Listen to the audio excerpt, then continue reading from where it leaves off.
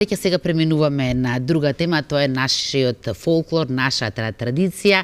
Ова утро нагости не ни е обичен фолклорист, туку магистер по фолклористика, тоа е Сашко Митев. Добро ви утро, добро ни дојдовте. Добро утро, добро ве најдов. Добро утро, Слободанка, и до тебе. Добро утро, Искра. Како и секогаш добри гости. Јас сакам само на почеток да го прашам гостино со оглед што тоа видовме во најавата дека станува збор за ваша посета, представување на нашата традиција во Шпанија. Сакав да ве прашам како магистер по фолклористика, дали направивте некоја споредба со шпанскиот фолклор? Дали имаме некои слични заеднички нитки или едноставно се толку различни, толку уникатни што нема добирни точки? Па добро, значи вака првично да најавам дека ние таму бевме еден викенд и учевме само македонски фолклор. Така да немаше место за правење компарација со шпанскиот.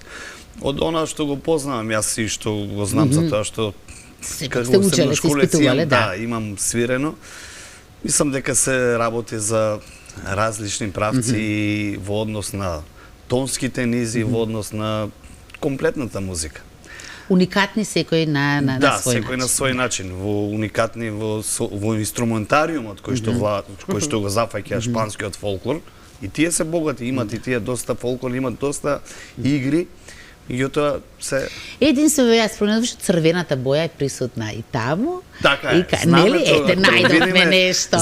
Значи многу пати на моменти имаше кога го носевме, пошто го носиме знамето и мислеа дека имавме и шпанско, меѓутоа ставили двете се не може да ги пронајдовме нешто. Нешто заедничко сепак има. Имаме, така е. Искра, благодарам и ве поздрав до нашите гледачи, да им посакам и јас добро утро на сите понеделнички. И да, те најави Искра, познавач, ке кажам, многу голем познавач на нашата традиција, на нашата култура, на нашиот фолклор. Сашко, добро утро и од мене, добре ни дојде. Добро утро уште еднаш и добро ве најдов.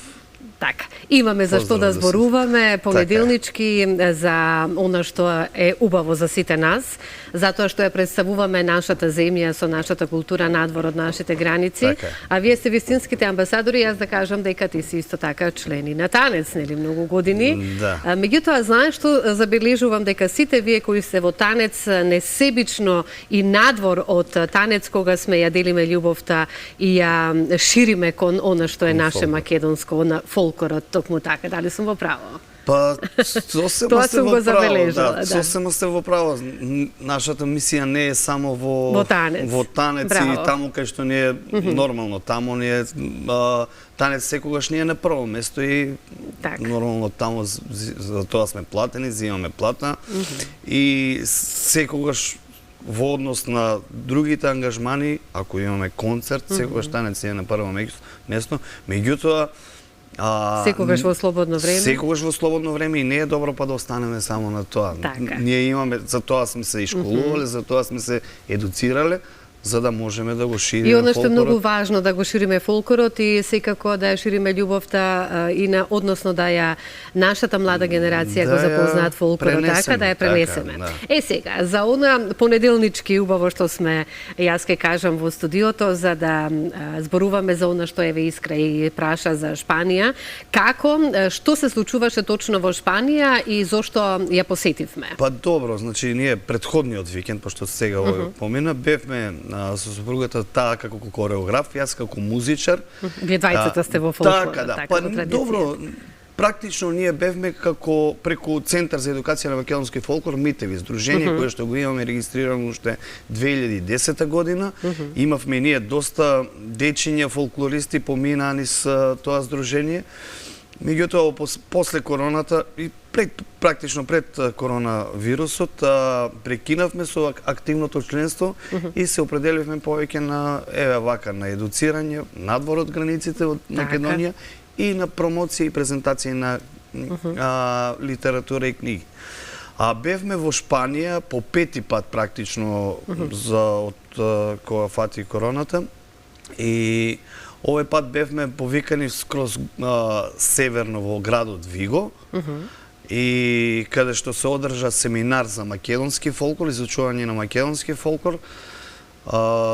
Имаше учесници и тоа шпанци и кои што ги учеа ората и песните наши македонски. И се запознаа со нашите традиционални вредности, инструменти, исто така. Еве, јас ке повикам од режија да ни пуштат и фотографии, затоа што овие моменти секако дека каде и да одиме, ние си забележуваме за да си имаме спомен, меѓутоа и еве во овој момент исто така и да ги искоментираме.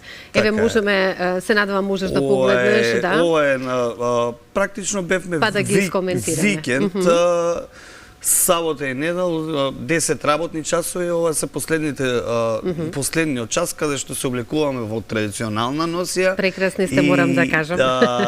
Ова е организаторот кој што не повика таму во Шпанија. Еве овие се сите учесници, се гледа дека станува број за една масовна бројка. Браво.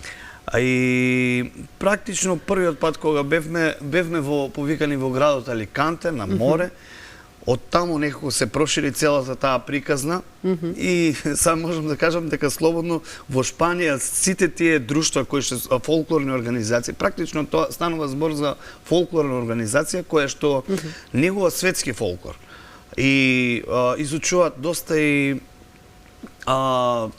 балкански фолклор, тука има кореографија од Србија, од Грција има доста од балканскиве простори.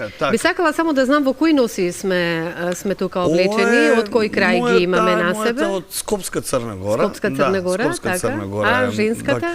Женската е комбинација, а капата на ваквото е од кореографијата Лазаренки, Гевгелиско, а останатото е пак скопска. Само капата е не е, да. Тоа значи имаме мешавина. Така е, да. Добро, како и да е прекрасно, атрактивна. Капата и можеби заради тие причини сега да не привлекува внимание. Знаеш, не можеме да носиме па 3 носи сега така да парчиња да секако, меѓутоа и која носија да е од нашите краишта е преубава, така?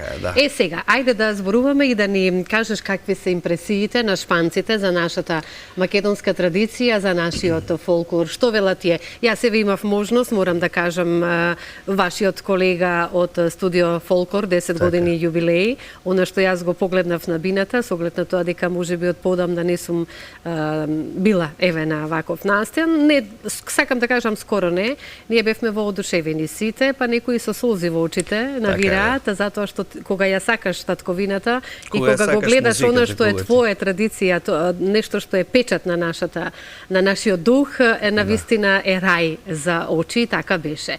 Сега, ако ние се воодушевуваме, што велат останатите на нашето? Значи, како да ви кажам, уште по самото тоа дека предходната година практично бевме и од тогаш до сега сме 5 пат повикани и за ова година пак треба да одиме и наредната година веќе ни е на некој начин блокирана таму.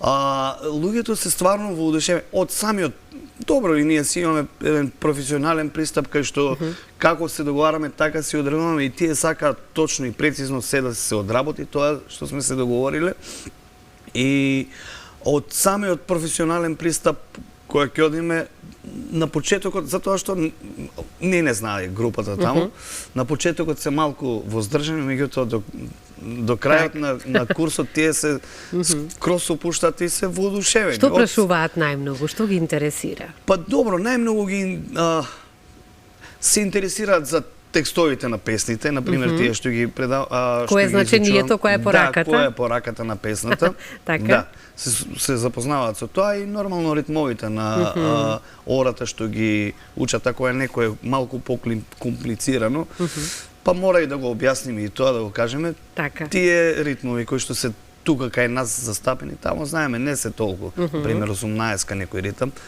За нив е специфично и нешто не секојдневно. Меѓутоа ги фаќаат. Добро се, затоа што сепак станува збор за луѓе кои што не се лајци, туку играат. И добро се справуваат. Да, воодушевени се, што е најважно. За 2 дена научуваат 10 ора. Затоа што Искра убаво спомена, шпанците за игра, за танци се навистина на многу високо ниво во Европа и во целиот свет, кој не ги знае фламингото и така натаму. Има значи луѓе кои што се прави професионалци и играат и тоа многу добро го впиваат и сега може би пак ќе кажам, проблемот е што кај нас тие неравноделни ритмови пулсираат кај нас и многу со леснотија ги, затоа што со тие ритмови и со таа музика сме пораснати. Така е. Да. Ќе го научат механички, сепак се осеќа дека пулсацијата не е тоа кај нив. Меѓутоа, добро се справува. Убаво, само ние да ја представуваме нашата земја во најубаво светло, а тоа знам дека вие и те како знаете да го сторите, онако да дадете се од себе што би сакала да кажам, затоа што толку години кога сме веќе во фолклорот, многу е лесно да го презентираме било каде во светот, не мора да е само Шпанија. Меѓутоа јас ќе се навратам сега и малку тука кај нас, вие го одржавте исто така и великденскиот концерт на Танец, како помина? Па добро, беше одличен концерт во петокот практично се одржа великденскиот концерт, а ќе се дава на сам ден на Великден, во неделата. За овој великденски концерт имавме промоција, значи премиерно се изведе на нова кореографија, која што ќе живее на репертоарот на ансамбл Танец. Тоа е кореографијата У ливаду Потке, е од Кривопаланечкиот регион. Ова се снимки од таму, на последниот час, кај што играме ова Црногорка со Гајде. Значи, како да кажам, луѓето беа воодушевени. Играат сите, сега не знам дали има и снимка кај што играат сите на Иваница на кореографија. Великденскиот концерт помина убаво со промоција на нешто ново, нова кореографија У ливаду од Кривопаланечкиот регион, за кое што музичка обработка бев ангажиран јас. Ова е моја практично пета кореографска обработка во ансамбл Танец, а додека за кореографијата беше мојот колега и долгогодишен соработник Јовица Блажевски. Така.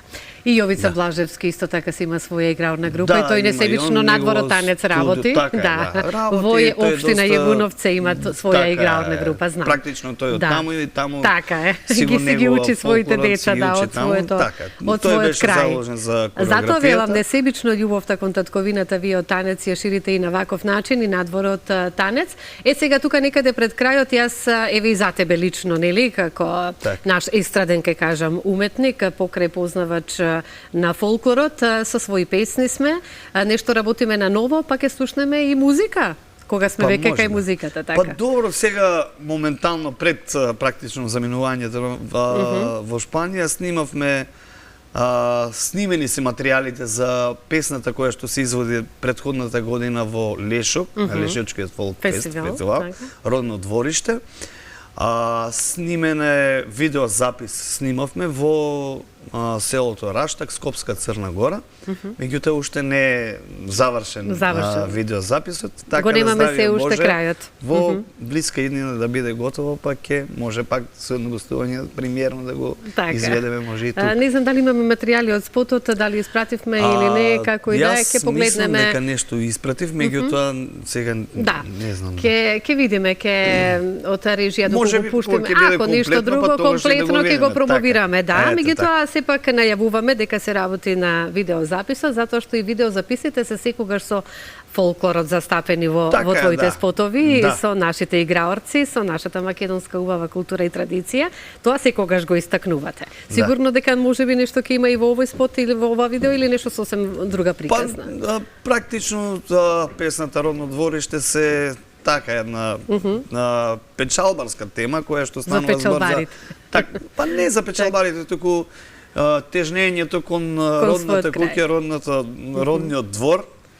И нема застапено играорци, туку се опфатени краиштата на Македонија. Како и да е љубовта и на тој начин ја изразувате кон Македонија, секогаш мора да има нешто, нели? Архитектурата, старите куќи, старото огниште, како претпоставував дека е во некој тој стил. Во тој дух.